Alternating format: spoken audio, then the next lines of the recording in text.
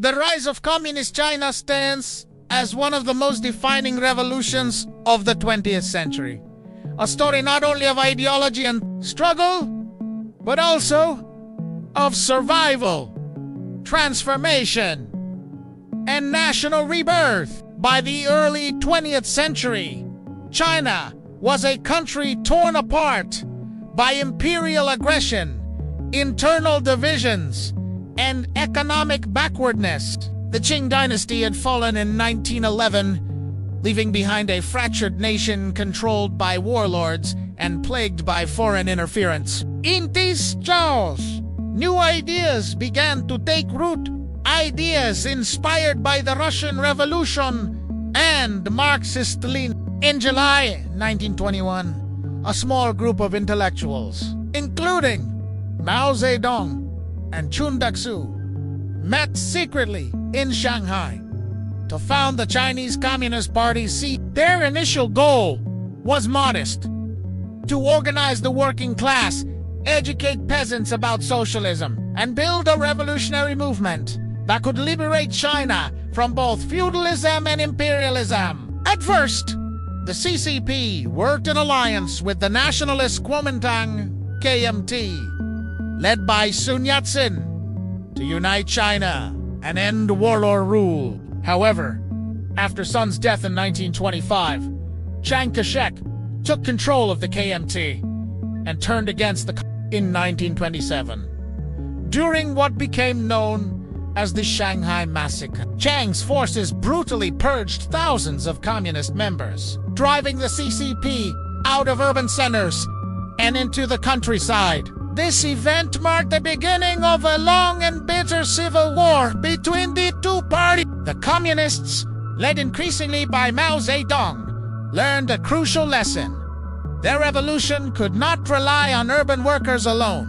Instead, they focused on China's vast rural population. Mao's strategy was revolutionary in itself. He proposed that the peasants, not the industrial proletariat, were the true revolutionary class in China. By mobilizing the countryside, redistributing land, and fighting local landlords, the CCP began building what Mao called red bases, self-sustaining revolutionary zones, where they governed, collected taxes, and trained guerrilla forces. This approach became the cornerstone of Maoist strategy, encircled the cities from the countryside. In the early 1930s, the CCP established its main base in Jiangxi province, forming the so-called Jiangxi Soviet, where Mao and Zhu Di built the Red Army and experimented with land reform and local governance. However, Chiang Kai-shek's nationalist government launched a series of large-scale military campaigns to annihilate the country. After several rounds of encirclement and suppression, the CCP suffered heavy losses, forcing them to retreat. This retreat, beginning in October 1934, became one of the most legendary episodes in revolutionary history: the Long March.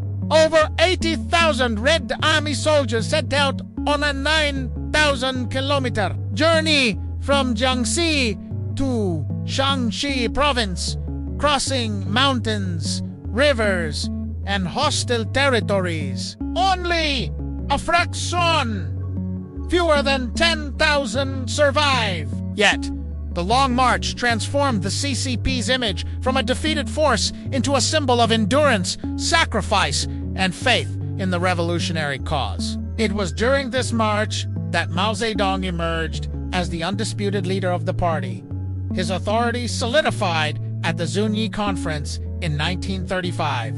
From then onward, Mao's ideas, combining Marxist theory with Chinese reality, became the guiding principles of the communist movement. By 1937, China faced another catastrophe: the full-scale Japanese invasion. The Second Sino-Japanese War forced both the CCP and the KMT into an uneasy alliance against a common enemy. The communists used this war to their advantage by expanding their influence among peasants and establishing new base areas behind enemy lines.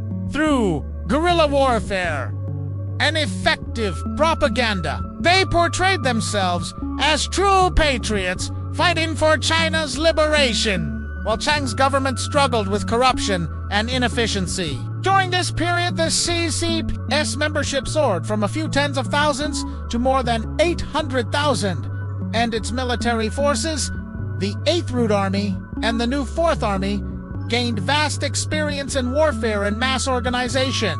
The Japanese defeat in 1945 and the end of World War II reopened the question of who would rule China. The fragile alliance between the communists and nationalists collapsed, and civil war resumed. This new phase of conflict, known as the Chinese Civil War 1945 to 1949, became a test of endurance, strategy, and popular support. While the United States backed the KMT with weapons and money, the CCP gained massive support from peasants and disillusioned soldiers. The communists' promises of land reform, fair governance, and social justice resonated deeply in the war-weary countryside. By contrast, Chiang Kai-shek's government was plagued by inflation, corruption, and loss of morale. Step B. Step the communist forces, now called the People's Liberation Army, captured key territories. First Manchuria, then northern and central China. By 1948, major battles, such as Liao and Pingjin, decisively turned the tide in favor of the CCP.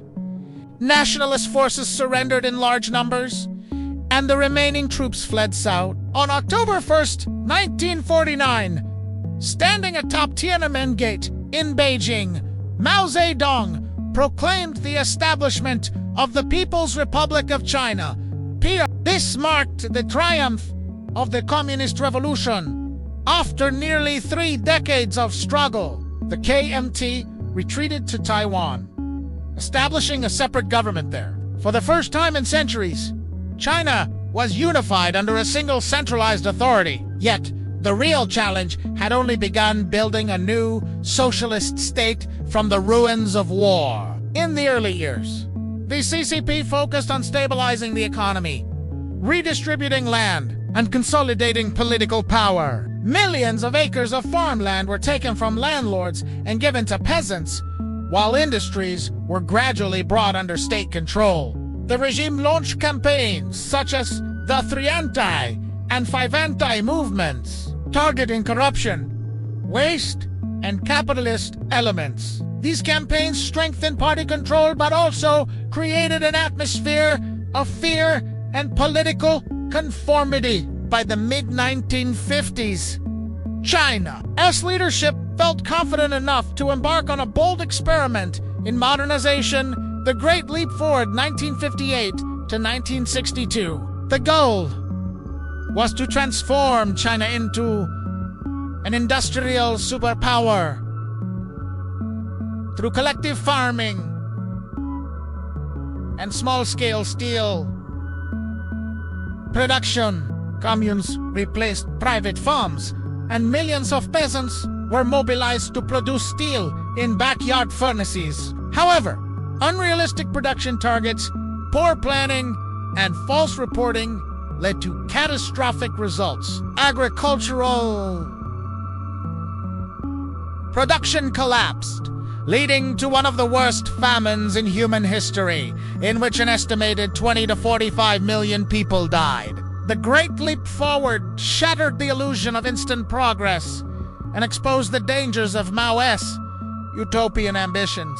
Despite this tragedy, Mao refused to relinquish ideological control in 1966, fearing that bureaucrats and intellectuals were betraying the revolution. He launched a cultural revolution, a campaign to purge bourgeois elements and reassert communist purity. Red Guards, mostly radical youth, attacked teachers, officials, and even family members accused of schools closed.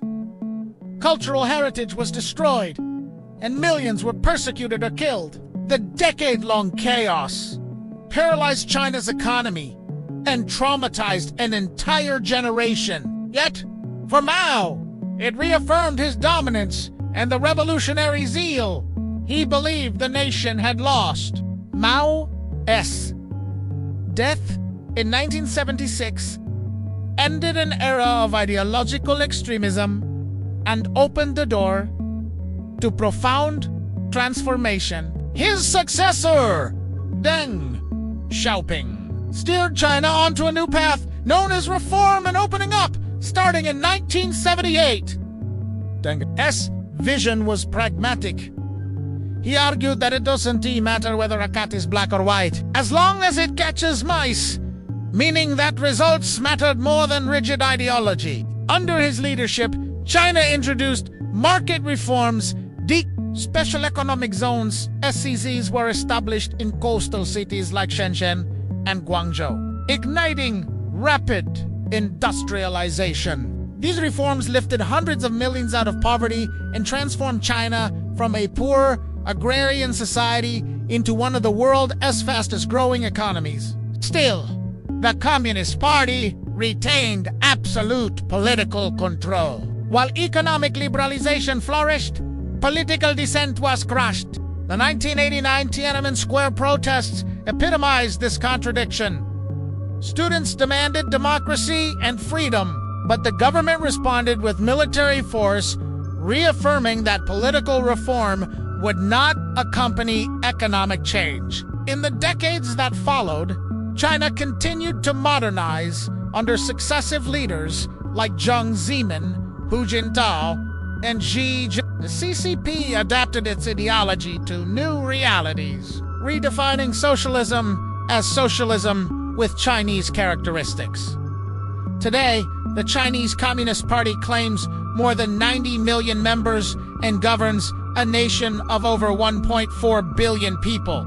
It presents itself as the guardian of stability, prosperity, and national pride, having transformed China into the world's second-largest economy and a global superpower. Yet, the legacy of the Communist Revolution remains complex. On one hand, it liberated China from foreign domination, unified the nation, eradicated feudal structures, and propelled it toward modernization. On the other, it brought immense human suffering, purges, famines, and political repression that claimed tens of millions of lives.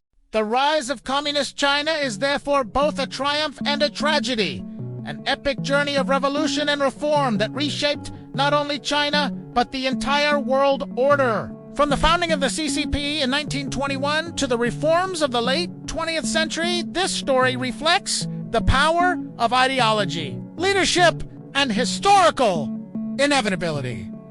The relentless pursuit of a vision that turned the sick man of Asia into a global powerhouse. The revolution that began with a handful of dreamers in a Shanghai apartment has now evolved into one of the most powerful political organizations on earth, controlling a nation that stands at the crossroads of socialism and capitalism, tradition and modernity, revolution and revival. This, in essence, is the remarkable journey of the rise of Communist China.